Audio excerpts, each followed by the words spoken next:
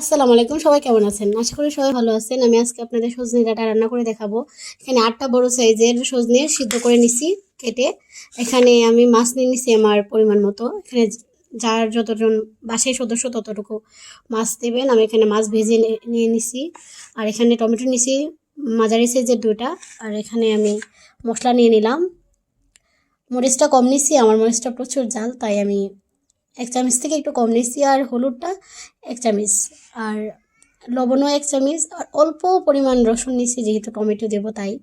আর এখানে পেঁয়াজ বাটা আছে প্রায় বড় সাইজের একটা পেঁয়াজ। আর এখানে একটা আধা চামচের থেকে একটু বেশি জিরা গুঁড়া। চলুন কীভাবে রান্না করি।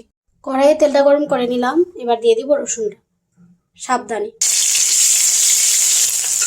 এরকম হালকা যখন বাদামি টাইপের হয়ে যাবে এবারে সবগুলো মশলা একসাথে দিয়ে দেবো। সবগুলো মশলা দিয়ে দিচ্ছি ভালো করে সবগুলাই। এখন ভালো করে কষায় নেব, একটু পানি দেবো যাতে পুড়ে না যায় মশলাটা। মশলা কষানো হয়ে গেছে, দেখতে পাচ্ছেন একদম লাল লাল হয়ে গেছে। দিয়ে দিলাম টমেটোটা যতক্ষণ না পানি ছাড়তেছে ততক্ষণ এইভাবে কষায় নেব, নাড়াচাড়া করে নেব। অল্প একটু পানি দিয়েছিলাম আর এখন দেখেন একদম কষানো হয়ে গেছে। এবারে দিয়ে দেবো সজনাগুলা, আলতোভাবে নেড়ে নেব মশলা যাতে ভিতরে ঢুকে, কারণটাতে যেহেতু সিদ্ধ করা। এবারে দিয়ে দেবো মাছগুলা, এই যেভাবে মশলাগুলো ভিতরে ঢুকতেছে। 1 মিনিট মতো এভাবে ঢাকা দিয়ে রেখে দেব।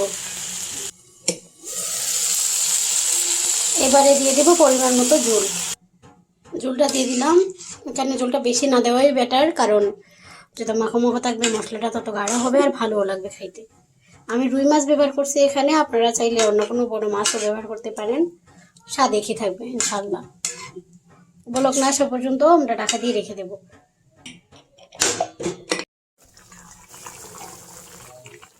আলহামদুলিল্লাহ তরকারিটা হয়ে গেছে। খুব কম সময়ে এই রান্নাটা করা যায়, খুব অল্প উপকরণ দিয়ে। এভাবে রান্না করে অবশ্যই বাসায় চেষ্টা করবেন, দেখবেন অনেক ভালো লাগে যেভাবে রান্না করলাম। ভিডিওটা ভালো লাগলে অবশ্যই আমার চ্যানেলের পাশে থাকবেন, চ্যানেলটা সাবস্ক্রাইব করবেন। আর ফেসবুক থেকে দেখলে ফলো করে দিবেন, লাইক কমেন্ট করবেন। আর বন্ধুদের কাছে শেয়ার করে দিন। ভুল ত্রুটি হলে ক্ষমা করে দিন, অবশ্যই ভুলটা ধরিয়ে দিন। আমার চ্যানেলের পাশে থাকেন। আসসালামু আলাইকুম।